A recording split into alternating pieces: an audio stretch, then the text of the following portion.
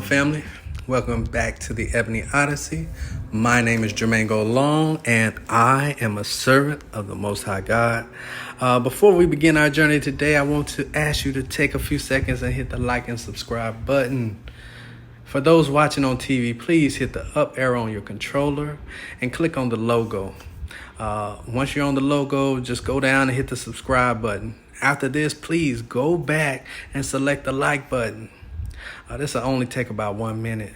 And I really thank you guys sincerely. So, again, I really appreciate you guys coming along. And as always, enjoy the journey. Today's topic is from poor in America to rich in Africa. And my support scripture is Proverbs 13, verse 7. It says, "There is that maketh himself rich, yet hath nothing. There is that maketh himself poor, yet hath great riches." So today, guys, I'm just kind of reflecting on, the things that I've had and the things that we've given up to get here in Africa. And this is not for everyone. The journey is for those that want to take it. And everybody's journey is different. So, I just thank you for waking up this morning and then getting on yours, wherever it is, wherever it may be. So for me, I'm thinking, back in America, I had a pretty good job. It was not, things that we wanted that we could not have, or things that we needed that we could not have. And so, again, we come into this abundance mindset where, we become hoarders because we continue to buy and consume and buy and consume and buy and consume. I was broke because I had no time for my family.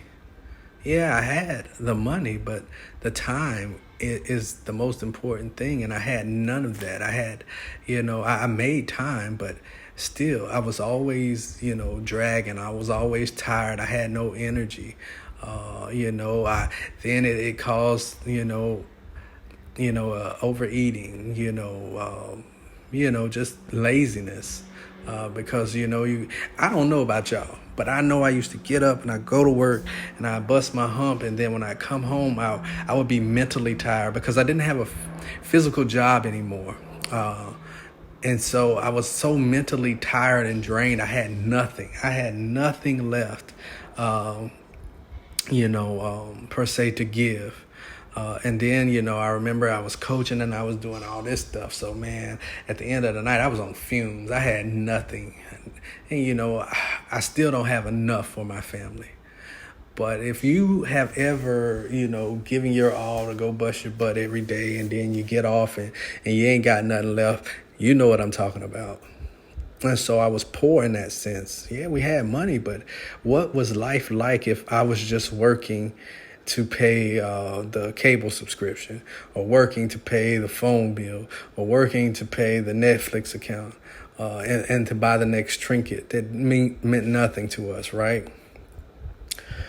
So, I say from, poor in America to rich in Africa, because now, guess what? I have less money. Every day, I see the things that I have saved and the things that I have earned over years continue to dwindle down.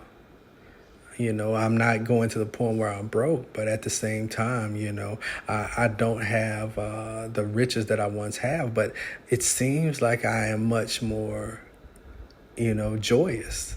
I am much happier with a little bit less every day.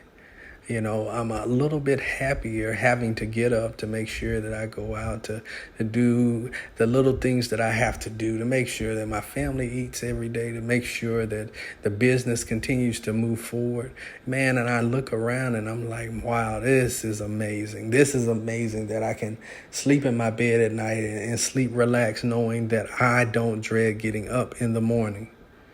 Man, do you dread getting up in the morning? I mean, like, hey, that Saturday, that Sunday, and you got to go to work on Monday. You're like, oh, my goodness. Come on now. We all have prayed to the Most High God for just a couple more hours here and there. So, family, I just love this step that we've taken. It has been a blessing for our lives. Even, the relationship is starting to grow, get back into that great space that me and my wife once had. I can feel it. I know we're right there. We right there on the cusp of just being, just amazingly, in sync with one another, in love with one another, and just we have the time for one another. Because my wife worked in America. You can't do this alone. And, she busted her butt and, she did her hours every week. And it was grueling for her because she worked a night shift. She was a registered nurse. And, that time at night, for the people who understand, that's a 12-hour shift. And what do you have? What do you have when you get off? You have nothing. And I say that because now I see, it's a lot of the men work here. The men do work here, and the women, they may do small jobs, but they keep their house and they keep their children. And everywhere I go, I see a baby, that's walking, that's been nurtured, that's been loved on. That's been you can see it, man. You can notice it's a noticeable difference, family. And I just look back at my wife's time with our boys. She was off for a good while, maybe a month. She got to spend with the boys when when she was pregnant and had the baby.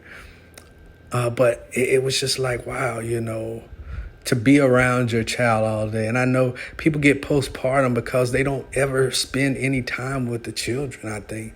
I'm not an expert in all things, but man, this bonding process that people have here, they're not sad.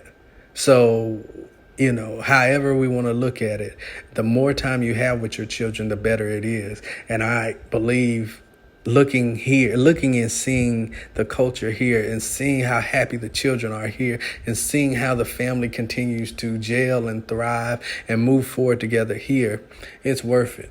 The sacrifice ain't worth it for some, but for others, man, the journey is well worth it, man. I can see, the smiles and the joy, and whatever you have, the little that you have. And I can look in America where, people aren't willing to give up anything, not even for their own children. So to not work, some people would like to work if somebody, has millions of dollars to support a lifestyle. But are you not willing to work to make sure that you're bonded with children that you have, that you're going to raise for the next 20, 30, 40 years? Because guess what? You need all of that. They are going to need you every single day that that you're alive, that you can give that wisdom and impart that knowledge on them. And I'm trying to keep building a relationship with mine. It's hard at times, because their dad has worked extremely hard, and his time was rare, but he gave it to them. I kept my kids, and we did all the sporting events. We did that. I was there. I was active. I was in the vicinity, but the mental connection that we needed to have may not have been there. But guys, I appreciate you all for listening, and as always,